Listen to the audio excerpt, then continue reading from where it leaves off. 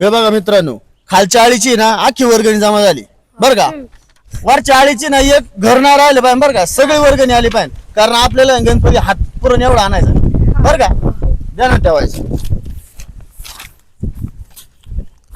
दर्या कालच्या आई टिंगेची वर्गणी.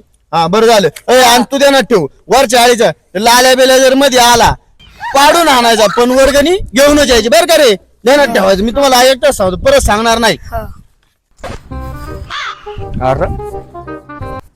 भाऊ तुम्ही अध्यक्ष झाले पण नियोजन लय कडक झाले. दुसरं कोणाची कामच नव्हती बाळा ही. हो ते जळकुट्याला आलं. काय घंटाय काय हा काय नियोजन आहे रे कुठं? अरे मी त्या टायमाला होतो, त्या टायमाला इतक्या वेळात गणपती बसला होता. तुमचं आहे का अजून एका आळ्याची आई आळ्याची आले या काळाची राहिली.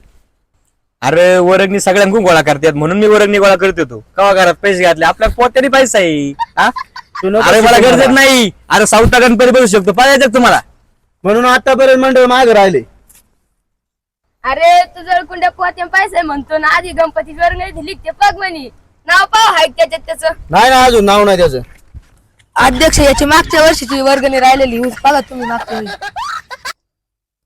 या वर्षीची देतो बघा, एखाद्या आरतीला मानबिन द्यात आला तर, आणि एखाद्या कोपऱ्यात आपला फोटो टाका, संध्याकाळ दे पोराला पाठवून, मग देतो वर्गण तुला.